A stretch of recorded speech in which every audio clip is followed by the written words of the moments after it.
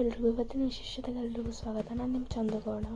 ನನಗೂ ಇವತ್ತು ಸಿಟಿಲಿ ಮತ್ತು ಶಾಪಲ್ಲಿ ಕೆಲಸ ಐತೆ ಅಂದ್ಬಿಟ್ಟು ನಾನು ರೆಡಿ ಆಗ್ಬಿಟ್ಟು ನನ್ನ ತಂಗಿನೂ ಬಿಡೋಣ ಅಂತೇಳಿ ಹೊರಟೆ. ಆದರೆ ಹೋಗೋವಾಗ ನನ್ನ ಖೋಖೋ ಅಂತೂ ಫುಲ್ ಕಪಿಚೇಷ್ಟೆ ಆಟಗಳು ಆಡ್ತಿದ್ದವು. ನನ್ನ ತಂಗಿಗೆ ಏನು ಲೇಟ್ ಆಗುತ್ತೆ ಅಂತ ಹೇಳ್ಬಿಟ್ಟು ಅವನು ಬಿಟ್ಬಿಟ್ಟು ನನ್ನ ತಂಗಿನ ಅವಳು ಕಾಲೇಜ್ ಹತ್ರ ಬಿಟ್ಟು ನಾನು ಸಿಟಿಗೆ ಹೋದೆ. ಸಿಟಿಗೆ ಹೋಗಿದ್ದ ಕೆಲಸನೇ ಏನೋ, ಆದರೆ ನಾವು ಮಾಡ್ಕೊಬಂದಿದ್ದ ಕೆಲಸನೇ ಇನ್ನೇನೋ.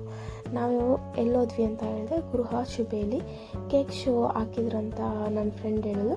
ಸೊ ಅಲ್ಲಿಗೆ ಹೋಗಿ ಟಿಕೆಟ್ ತೊಗೊಂಡ್ವಿ. 30 ರೂಪೀಸ್ ಒಂದು ಟಿಕೆಟ್ ಅಂತೇಳಿ ಟಿಕೆಟ್ ತೊಗೊಂಡು ಸೊ ಒಳಗಡೆ ಹೋಗಿ ಲೈಕ್ ವೆರೈಟಿ ಕೇಕ್ಸ್ ಎಲ್ಲ ಮಾಡಿದರು. ಸೊ ಅದನ್ನು ಎಲ್ಲ ನೋಡಿಕೊಂಡು ಮತ್ತೆ ಅಲ್ಲಿಂದ ರಿಟರ್ನ್ ಬಂದ್ವಿ.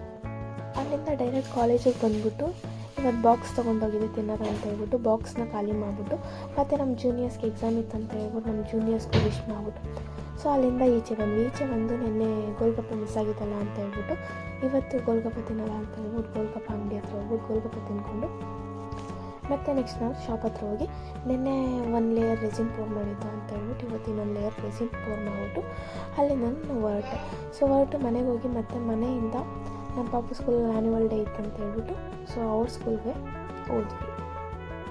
ಸೊ ಅಲ್ಲಿ ಹೋದ್ವಿ. ಕ್ರಿಸ್ಮಸ್ ಅಲ್ವಾ, ಅವ್ರದ್ದು ಹೆಂಗಿದ್ರು ಕ್ರಿಶ್ಚಿಯನ್ ಸ್ಕೂಲು. ಸೊ ಪ್ರೋಗ್ರಾಮ್ ಅಂತೂ ಸ್ಟಾರ್ಟ್ ಮಾಡೋದು ಲೇಟ್ ಮಾಡಿದ್ರು.